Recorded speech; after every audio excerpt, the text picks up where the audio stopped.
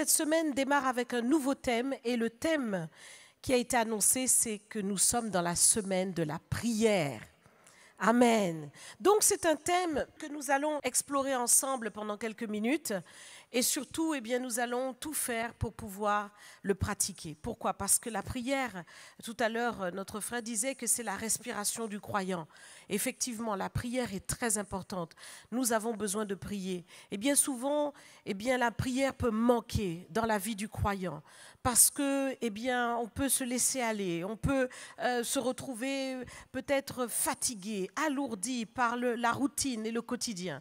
Mais il est très important de posséder sa vie de prière et d'avoir une vie de prière intense, de prier et de ne pas se relâcher. Alors nous allons commencer par ce passage qui se trouve dans Luc au chapitre 18.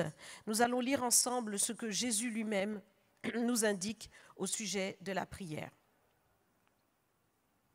Luc 18, verset 1. Jésus leur adressa une parabole pour montrer qu'il faut toujours prier. Toujours prier et ne point se relâcher. Il dit, il y avait dans une ville un juge qui ne craignait point Dieu et qui n'avait d'égard pour personne. Il y avait aussi dans cette ville une veuve qui venait lui dire « Fais-moi justice de ma partie adverse ». Pendant longtemps, il refusa. Mais ensuite, il dit en lui-même « Quoique je ne craigne point Dieu et que je n'ai d'égard pour personne, néanmoins parce que cette veuve m'importune, je lui ferai justice, afin qu'elle ne vienne pas sans cesse me rompre la tête. » Le Seigneur ajouta « Entendez ce que dit le juge inique. Et Dieu ne fera-t-il pas justice à ses élus qui crient à lui jour et nuit, et tardera-t-il à leur égard? Je vous le dis, il leur fera promptement justice. Mais quand le Fils de l'homme viendra, trouvera-t-il la foi sur la terre? Amen. Donc, nous voyons ce passage par lequel le Seigneur veut véritablement cette parabole par lequel le Seigneur veut vraiment nous inciter à ne pas nous relâcher dans la prière. Beaucoup de choses peuvent nous faire nous relâcher, notamment le fait que l'exaucement peut tarder. Et comme l'exaucement tarde, alors on se dit, mes prières ne sont pas efficaces. Mais rappelez-vous ce que je vous ai dit dimanche dernier, il faut faire confiance au processus de votre foi. Et donc, dans le processus de la foi, il y a le fait de déclarer une parole, il y a le fait de prier. Et quand vous priez, vous ne voyez pas tout de suite les effets, mais la prière agit déjà. Et effectivement, ici, le Seigneur nous donne l'exemple de cette femme qui avait besoin que justice soit faite dans sa situation. Elle avait un besoin urgent, un besoin pressant d'être restaurée dans sa vie. Une veuve qui, s'il n'y avait pas l'intervention de ce juge, pourrait passer le restant de sa vie dans une grande difficulté, dans une grande détresse. Elle avait besoin que la justice lui soit faite. Et donc, cette femme ne s'est pas découragée, mais elle a continué d'insister.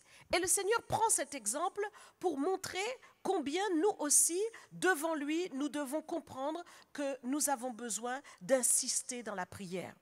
Ce n'est pas que le Seigneur est un juge inique, bien au contraire, il est un juste juge. Il veut promptement répondre, mais il montre qu'il y a une donnée essentielle qui fait toute la différence dans la prière, c'est la dimension de la foi. Il dit dans les derniers temps, trouvera-t-il la foi sur la terre ? Parce qu'il veut faire promptement justice. Mais ce qui fait que Dieu intervient, c'est justement notre foi. C'est la foi qui va déclencher l'intervention de Dieu. Et donc la prière va servir non seulement à demander l'exaucement à notre demande, mais la prière va aussi servir à fortifier notre foi. Parce que nous avons besoin de demander à Dieu, augmente ma foi. Seigneur, remplis ma foi. Fais que ma foi soit pleine et entière pour pouvoir saisir ce que j'attends de toi. Parce que tout ce que vous allez obtenir, c'est par la foi. Le Seigneur dit, tout ce que vous demandez, croyez que vous l'avez reçu et vous le verrez s'accomplir. Donc, il ne s'agit pas de prier pour prier, mais il faut prier avec foi. Et parfois, force est de constater que la foi n'est pas en place. Amen. La foi n'est pas en place. Parce qu'on ne s'attend pas véritablement. On prie, mais on ne s'attend pas véritablement. Et j'en veux pour preuve une situation que nous avons lue récemment, où je vous avais expliqué combien l'Église était en train de prier pour un miracle parce que Pierre était en prison et on voulait sa tête. Et l'Église priait sans relâche. Et ce jour-là, la femme qui est allée ouvrir la porte, en fait qui est allée lorsque Pierre a frappé à la porte, elle a entendu et elle a vu. Elle a entendu que c'était Pierre, elle a entendu la voix de Pierre. Et dans sa joie, elle a oublié d'ouvrir la porte. Elle est allée dire aux disciples, c'est Pierre.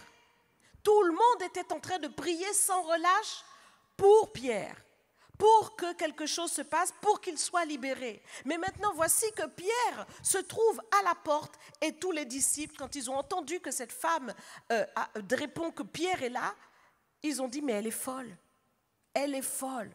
Ça veut dire donc qu'ils ne s'attendent pas à l'exaucement de leur prière. Et le Seigneur sait exactement où tu en es dans ta foi. Tu peux être en train de prier, mais tu n'as pas encore atteint cette dimension de foi. Et donc c'est important pour toi, non seulement de prier pour la chose pour laquelle tu pries, mais il faut aussi prier pour ta foi. Il faut prier pour demander une foi capable de saisir les choses. Le Seigneur le dit, lorsqu'il reviendra, donc dans les temps de la fin, trouvera-t-il la foi sur la terre? Il y a un problème de foi dans notre temps. Il y a un problème de foi. Dans certains pays, on n'a pas besoin de démontrer que Dieu existe. Mais ici, en France, là où nous sommes toujours confrontés à des esprits incrédules, à des esprits qui raisonnent, pour qui 1 plus 1 égale absolument 2. Sauf que Dieu est celui qui nous démontre tous les jours que 1 plus 1 peut faire 1. Amen. Et donc, il y a vraiment besoin de ne pas céder à l'ambiance, à tout ce que nous avons appris, à tout ce qui nous a été inculqué, mais à véritablement nous élever au-dessus de cela et à rentrer dans la dimension de la foi. Tu dois prier pour ta foi. Tu dois prier pour que ta foi devienne forte. Et pour que ta foi devienne forte, il y a des expériences qu'il faut vivre. J'aimerais que tu puisses dire cela à quelqu'un à côté de toi. Il y a des expériences à vivre pour fortifier ta foi. Amen. Il y a des choses que tu dois vivre. Et nous allons encore regarder dans Luc, au chapitre 9, et nous allons voir une histoire qui s'est produite, ce qui s'est passé. Parce que le Seigneur avait besoin de fortifier la foi de ses disciples. Donc Luc, chapitre 9, et nous allons au verset 27. Jésus parle à ses disciples et voici ce qu'il leur dit. « Je vous le dis en vérité, quelques-uns de ceux qui sont ici ne mourront point qu'ils n'aient vu le royaume de Dieu. » Environ 8 jours après qu'il eut dit ces paroles, Jésus prit avec lui Pierre, Jean et Jacques et il monta sur la montagne pour prier. Et pendant qu'il priait, l'aspect de son visage changea et son vêtement devint d'une éclatante blancheur. Et voici, 2 hommes s'entretenaient avec lui. C'étaient Moïse et Élie qui apparaissaient dans la gloire, parlaient de son départ qu'il allait accomplir à Jérusalem. Pierre et ses compagnons étaient appesantis par le sommeil, mais s'étant tenus éveillés, ils virent la gloire de Jésus et les 2 hommes qui étaient avec lui. Au moment où ces hommes se séparaient de Jésus, Pierre lui dit « Maître, il est bon que nous soyons ici. Dressons 3 tentes, une pour toi, une pour Moïse et une pour Élie. » Il ne savait ce qu'il disait. Comme il parlait ainsi, une nuée les couvrit et les disciples furent saisis de frayeur en les voyant entrer dans la nuée. Et de la nuée sortit une voix qui dit « Celui-ci est mon fils élu, écoutez-le. » Quand la voix se fit entendre, Jésus se trouva seul. Les disciples gardèrent le silence et ils ne racontèrent à personne en ce temps-là rien de ce qu'ils avaient vu. Voilà donc une expérience dans la prière. J'aimerais que tu comprennes que par justement ta prière, Dieu va augmenter ta foi par une expérience. Il va te faire vivre des choses et il doit te les faire vivre pour que ta foi puisse augmenter. Regardez dans ce passage, il s'agit bien de Jésus qui a emmené à part Pierre, Jean et Jacques. Toujours à part ces trois disciples-là, Pierre, Jean et Jacques. Le Seigneur avait une relation particulière avec eux. Et parmi les 12 disciples, Pierre, Jean et Jacques avaient toujours une place privilégiée pour expérimenter des choses très fortes avec le Seigneur. Oui, le Seigneur veut donner une expérience à ses disciples pour augmenter leur foi, pour affermir leur foi, pour faire que leur foi soit inébranlable. Ce jour-là, donc, Jésus est monté avec eux sur la montagne pour prier. Et remarquez qu'il s'agit de Jésus, le Fils de Dieu, prie. Si lui, le Fils de Dieu, prie, à plus forte raison, toi et moi. Amen. Comprenons qu'il est notre exemple et que nous devons veiller. Et le Seigneur ne reste pas dans la vallée pour prier. Il monte sur la montagne. Qu'est-ce que cela signifie?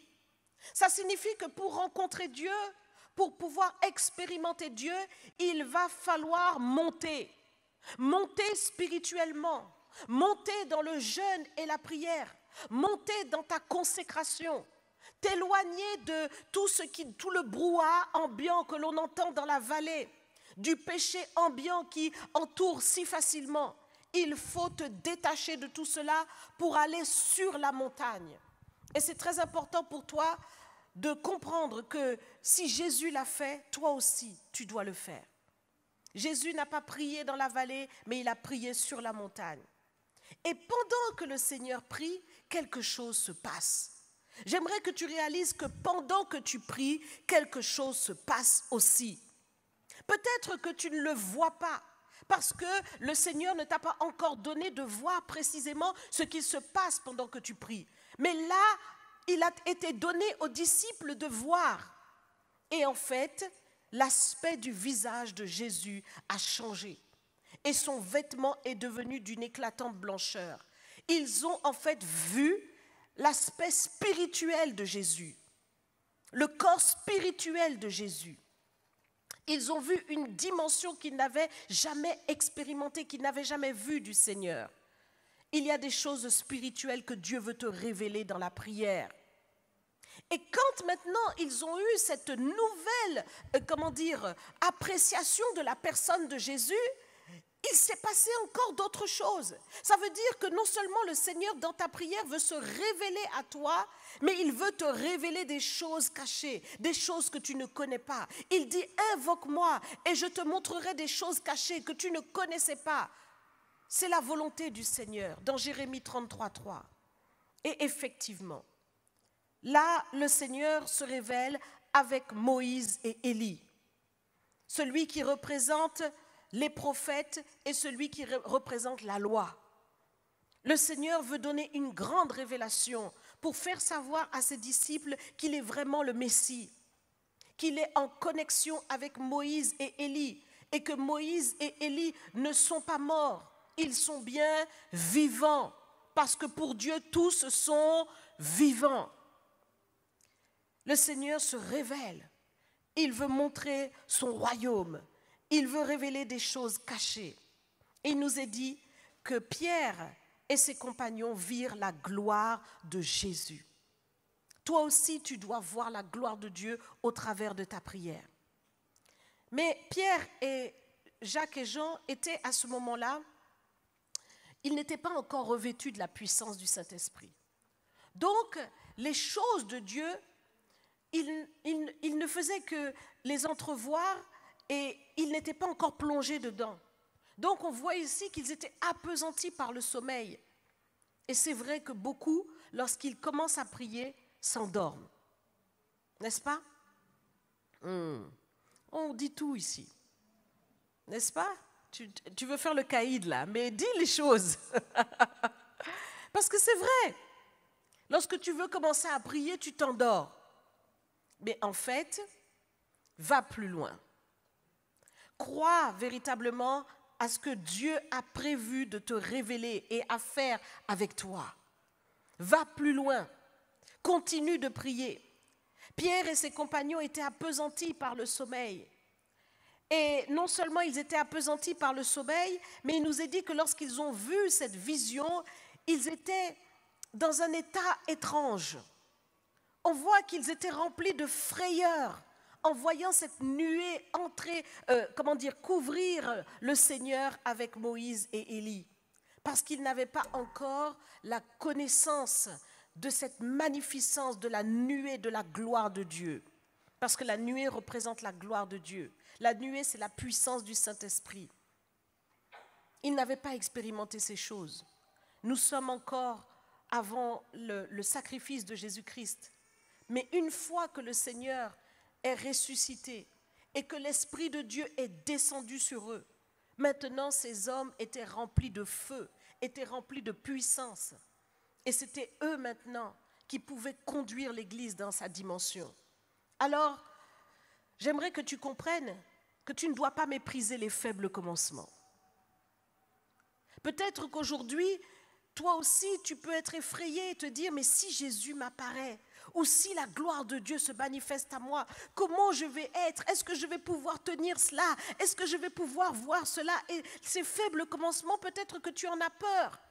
Mais le Seigneur ne veut pas que tu aies peur. Il ne veut pas que tu méprises ces choses aussi. Il veut au contraire que tu t'avances. Pierre ne savait pas la dimension qui était en train de commencer dans sa vie allait déployer par la suite une vie de miracle et de puissance. Toi aussi, tu es sur le même chemin. Dieu veut se révéler puissamment à toi. Dieu veut accomplir des choses extraordinaires dans ta vie. Et si aujourd'hui, les choses extraordinaires du royaume de Dieu t'effraient ou te sont étranges, bientôt elles ne le seront plus. Parce que Dieu va se manifester encore et encore jusqu'à affermir ta foi. Lorsque les disciples donc ont vu ces choses, Pierre s'est retrouvé à dire des choses qu'il ne savait pas. Voyez, il dit, il est bon que nous soyons ici, dressons 3 tentes, une pour toi, une pour Moïse, une pour Élie. Il disait des choses qu'il ne savait pas. C'est ce qui se passe au début. Dans les balbutiements de la foi, on ne sait pas trop, on parle de choses, on a peut-être la bouche grande ouverte pour dire des choses, mais on ne sait pas vraiment tout ce qu'on dit. En réalité, on ne sait pas. Et nous, souvent, en tant que serviteurs de Dieu, nous voyons des personnes qui sont zélées pour dire des choses, mais on voit bien que tu ne sais pas de quoi tu parles. Mais ce n'est pas grave. Ce n'est pas grave. Le Seigneur veut affermir ta foi. Il veut te conduire. Et le Pierre, vous avez vu, qui ne savait pas ce qu'il disait, aujourd'hui vous pouvez lire ses épîtres et voir la profondeur de la sagesse de tout ce qu'il a déclaré, qui démontre qu'il savait de quoi il parlait. Ce Pierre qui accomplissait des miracles et qui pouvait relever celui qui est boiteux, qui pouvait relever celui qui est mort, c'est ce Pierre-là. Ce Pierre-là, tout hésitant, tout tremblant. Alors aujourd'hui, le Seigneur te donne ce thème pour cette semaine de la prière. Pour que tu pries tout au long de cette semaine, pour les sujets qui te concernent, pour les sujets qui concernent ta maison, pour les sujets qui concernent le pays, parce que nous sommes à une période charnière, pour ta foi aussi. Parce que le Seigneur veut que tu deviennes un homme, une femme de foi qui peut vraiment accomplir de grandes choses pour sa gloire, comme Pierre, comme Jacques, comme Jean. Cette semaine, ne le néglige pas.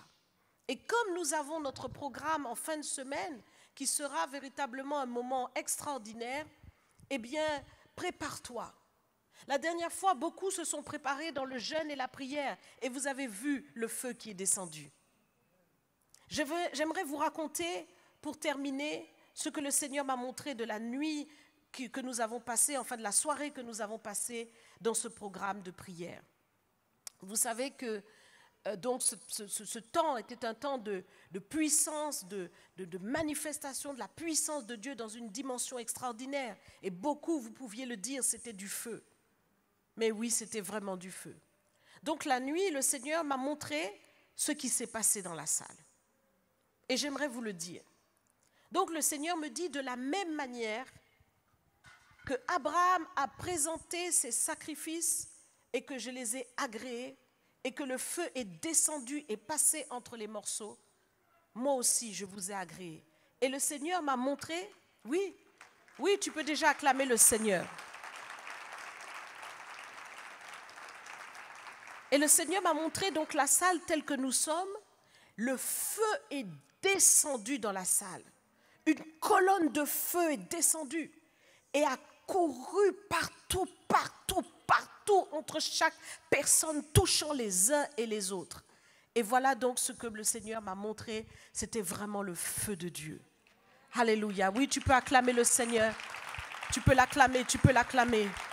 Ah, merci Jésus pour ton feu qui est descendu au milieu de nous. Merci pour ton feu, Seigneur. Alors, nous allons continuer sur cette lancée. Nous allons nous préparer pour ce week-end qui arrive. Donc, pour vendredi, nous allons nous préparer puissamment dans le jeûne, dans la prière. Fais ton programme. Quel que soit le programme que tu vas faire, fais-le de tout ton cœur. Ne prends pas un programme que tu ne peux pas faire. Ne dis pas, allez, je vais jeûner pendant 7 jours si tu sais que tu n'arrives même pas à jeûner 3 jours. Non, mais sois raisonnable, mais fais un bon programme devant Dieu. Fais une bonne prière devant le Seigneur. Tiens-toi vraiment devant lui. Coupe les choses inutiles et mets-toi devant le Seigneur. Et tu verras ce que le Seigneur va faire. Ce programme, nous allons le préparer ensemble dans la prière et Dieu va se glorifier. Oui, semaine de prière, semaine de feu, semaine d'invocation, semaine d'exaucement, semaine de puissance, semaine d'autorité, semaine de la parole où nous allons libérer quelque chose. Oh, ça sera fort. Que le nom du Seigneur soit béni. Mettons-nous debout dans la présence du Seigneur et nous allons d'ores et déjà consacrer notre vie de prière. Demander au Seigneur de faire de nous des hommes, des femmes de prière, des hommes, des femmes de foi. Alléluia. Lève les mains devant le Seigneur et répète ces quelques paroles après moi. Seigneur Jésus, je reconnais que ta parole est vraie. Tu m'invites à prier sans relâche. Et de tout mon cœur, c'est mon désir.